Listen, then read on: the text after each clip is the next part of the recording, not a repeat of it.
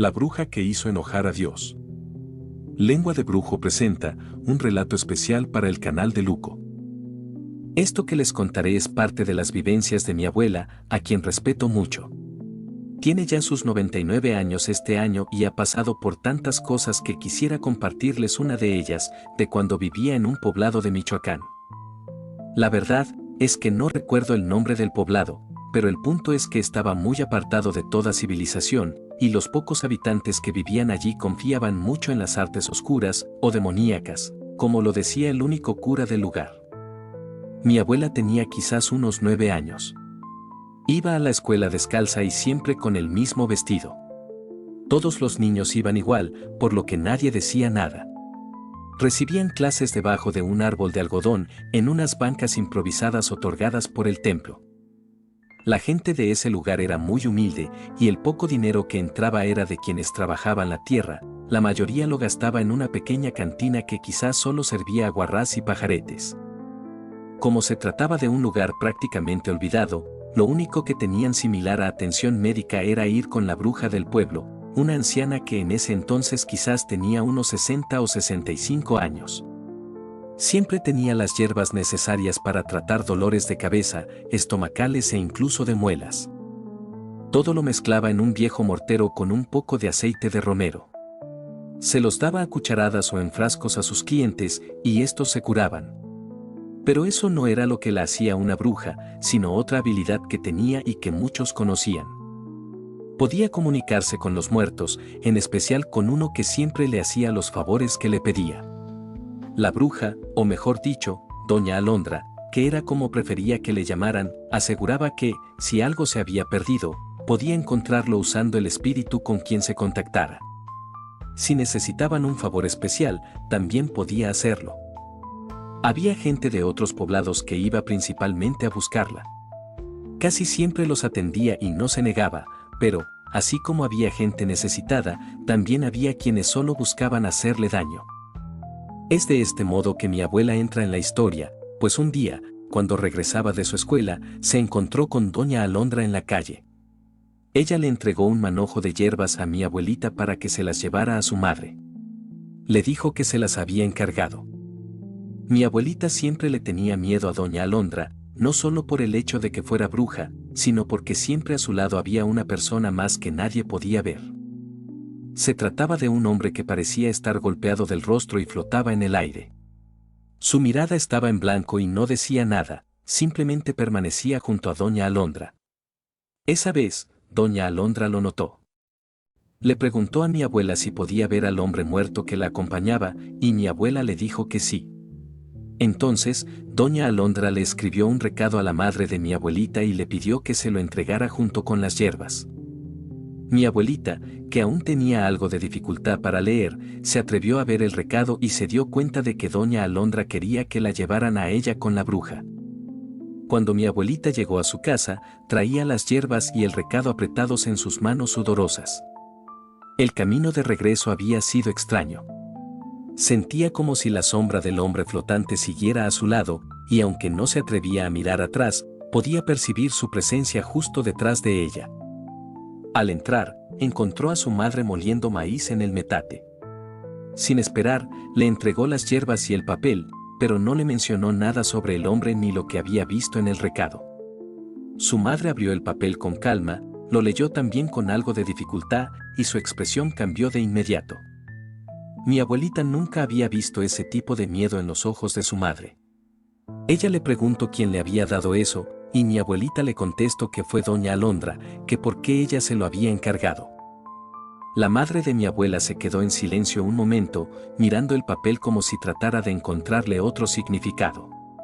Después lo dobló con cuidado y lo guardó dentro de una lata vieja que usaba para guardar cosas importantes. Esa noche, algo parecía distinto en la casa. Mi abuelita lo notó en los silencios largos de su madre, pues ella solía cantar mientras cocinaba. Incluso, el ambiente en casa se percibía muy extraño, a pesar de que las ventanas estuvieran cerradas, se podía percibir un viento helado que erizaba la piel. Cuando llegó la hora de dormir, su madre la acostó más temprano de lo habitual, pero antes de apagar la lámpara de petróleo, se sentó junto a ella y le dijo en voz baja que, si escuchaba algo esta noche, no salga de su cuarto. Y que no se levantara por nada. Mi abuelita asintió, sin entender bien, pero el miedo en el rostro de su madre era suficiente para que obedeciera. Las horas pasaron, y la casa quedó en completo silencio. Mi abuelita se esforzaba por quedarse dormida, pero algo no la dejaba. Fue entonces cuando escuchó ruidos provenientes del patio, pasos lentos y arrastrados, como si alguien caminara con pies desnudos sobre la tierra. Quiso levantarse, pero recordó las palabras de su madre. Se quedó inmóvil, con las cobijas hasta el cuello, mientras los pasos parecían acercarse a la ventana de su cuarto. De repente, un golpe seco resonó contra la madera de la ventana. Mi abuelita contuvo la respiración. Algo o alguien estaba afuera. Podía oír una especie de murmullo, como si dos personas hablaran en voz muy baja, aunque no podía entender las palabras. Y luego, el murmullo cesó, para después escucharse un sonido más inquietante, un golpeteo lento y constante, como si estuvieran raspando la ventana con algo afilado. Mi abuelita no pudo evitar mirar hacia allí. Lo que vio la dejó paralizada. A través de una rendija en la madera desgastada, alcanzó a ver un ojo. No era un ojo humano, al menos no completamente. Era blanco, sin pupilas, y parecía hundido en un rostro pálido y desfigurado. El golpeteo se detuvo, pero antes de que pudiera respirar aliviada, una voz grave y cavernosa habló desde el otro lado diciéndole que no tuviera miedo, solo necesitaba verla. Mi abuelita cerró los ojos con fuerza y comenzó a rezar, como le había enseñado su madre y el cura del templo. Pero cada vez que repetía las palabras, sentía que la voz del otro lado las decía al mismo tiempo, imitando su tono. Pasaron los minutos, o quizá horas, hasta que los sonidos cesaron por completo. Sin embargo, mi abuelita ya no pudo dormir. Permaneció despierta hasta que el primer rayo de sol se coló por las rendijas de la ventana. Por la mañana, cuando salió de su cuarto, encontró a su madre quemando las hierbas y el papel que le había dado doña Alondra. El fuego despedía un humo denso y verdoso, con un olor extraño, como a carne podrida. Su madre la miró y dijo en voz baja que no volviera a hablar de esa mujer en la casa, y que además ella nunca le había pedido unas hierbas.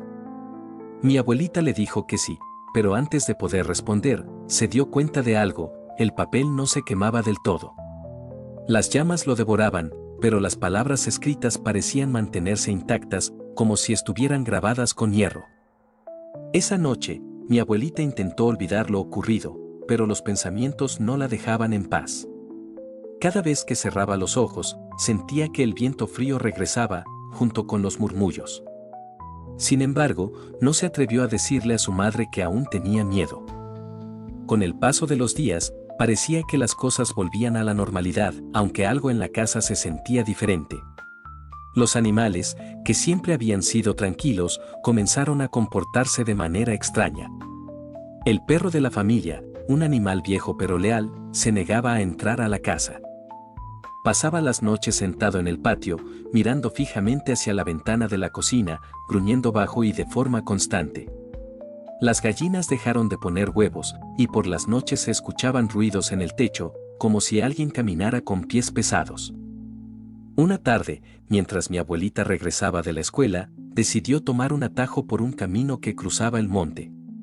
Era una vereda conocida, pero ese día algo en el ambiente era distinto. Fue entonces cuando lo vio. A la mitad del sendero, a unos cuantos metros frente a ella, estaba el hombre que siempre acompañaba a doña Alondra. Esta vez no flotaba como antes, estaba de pie, con los pies descalzos sobre la tierra. Su rostro seguía tan desfigurado como lo recordaba, pero ahora parecía estar mirándola directamente, como si la estuviera esperando. Mi abuelita sintió como el corazón le martilleaba en el pecho. Quiso retroceder, pero algo en su interior le decía que no debía darle la espalda. El hombre levantó una mano, señalándola, y en ese instante escuchó la misma voz grave y cavernosa que había oído aquella noche en su ventana diciéndole que no tuviera miedo y que se acercara a él. Sin darse cuenta, comenzó a dar un paso hacia adelante. Era como si sus pies se movieran por sí solos, pero justo cuando estaba a punto de acercarse más, el sonido de una campana resonó en la distancia. Era la campana del templo. El hombre giró la cabeza de forma antinatural, como si estuviera molesto, y comenzó a desvanecerse en la nada, como si el aire lo tragara. Mi abuelita aprovechó para correr de regreso a casa, sin mirar atrás. Al llegar, encontró a su madre hablando con un hombre que vestía de negro.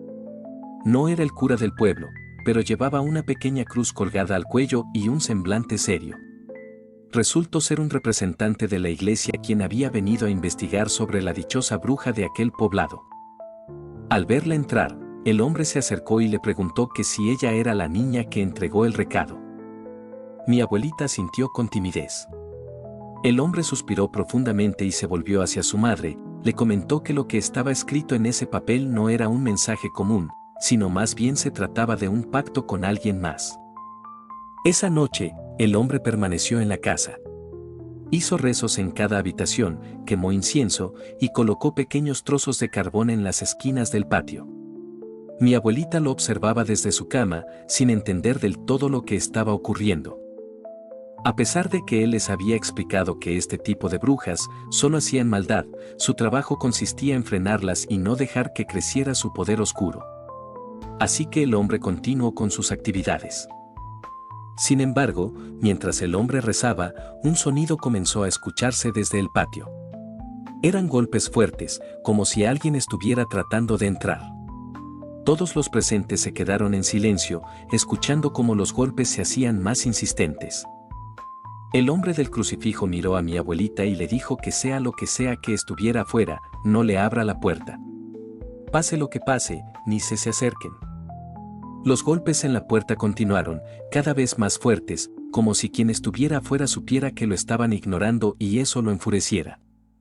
Mi abuelita se aferró a las cobijas, mientras el hombre del crucifijo comenzaba a rezar en voz más alta, caminando de un lado a otro del cuarto con una vela encendida en la mano. De pronto, los golpes se detuvieron. Un silencio denso llenó el ambiente, tan pesado que era difícil incluso respirar. Mi abuelita pensó que tal vez aquello que estaba afuera se había ido, pero entonces un sonido distinto rompió la calma, era un rasguido, lento y prolongado, como si unas uñas afiladas arañaran la madera de la puerta. El hombre con tono firme le dijo que no se moviera y les ordenó que se quedaran juntas y recen con mucha fuerza. La madre de mi abuela tomó a su hija entre sus brazos. El hombre salió de la habitación con la vela en una mano y la cruz en la otra.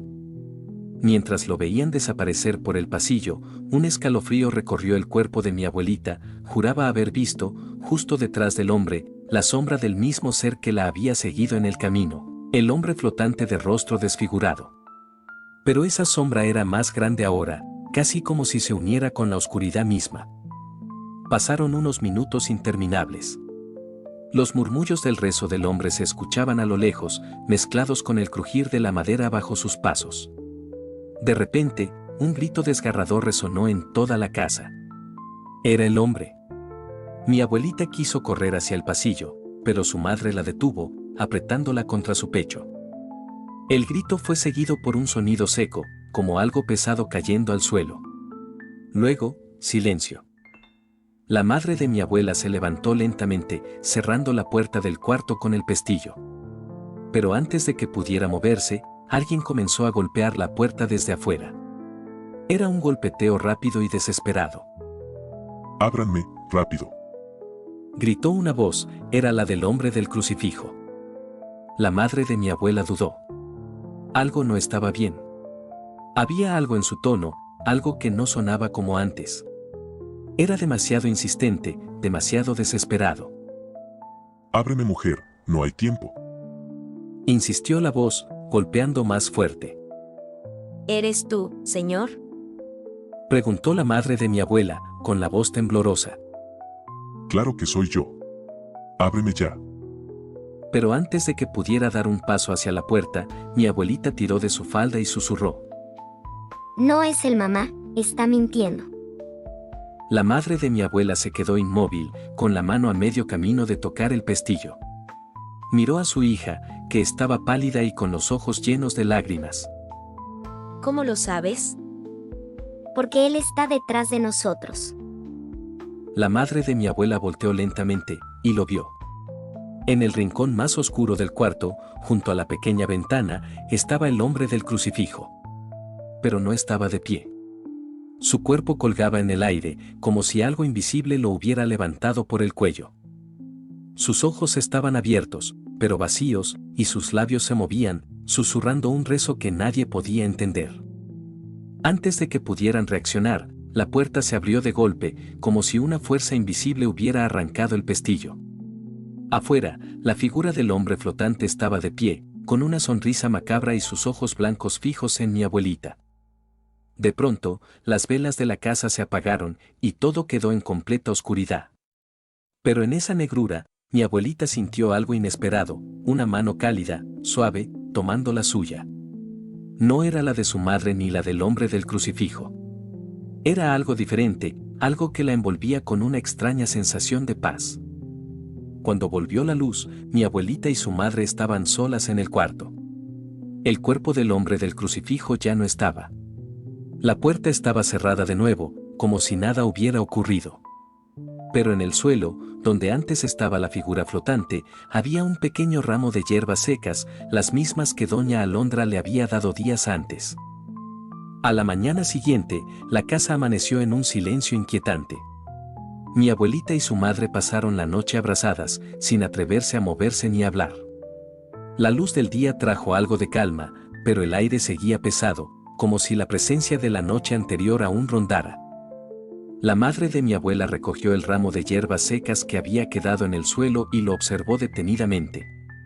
Había algo extraño en ellas, un brillo tenue que parecía recorrer las hojas marchitas. Sin decir una palabra, lo metió en un saco de manta, tomó a mi abuela de la mano y ambas salieron rumbo a la casa de doña Alondra. El camino fue tenso. Mi abuelita podía sentir que algo las observaba desde los árboles, pero cada vez que volteaba, no veía nada. Finalmente, llegaron a la casa de la bruja. La puerta estaba abierta, como si doña Alondra las hubiera estado esperando. Les pidió que entraran sin siquiera voltear a verlas. Estaba sentada junto a un altar improvisado, lleno de velas negras y figuras talladas en madera. La madre de mi abuelita sacó el saco con las hierbas y se lo extendió a la bruja preguntándole qué significaba eso. Doña Alondra tomó el ramo con cuidado y lo olfateó. Luego lo arrojó al fuego de una olla de barro que tenía frente a ella. El humo que salió era denso y verdoso, con un olor nauseabundo, y le dijo que eso era obra de él. Doña Alondra hizo un gesto hacia el altar, donde una figura tallada en madera representaba a un hombre con el rostro desfigurado y ojos blancos. Les comentó que se trataba de un espíritu atado a la tierra. Uno que no descansa.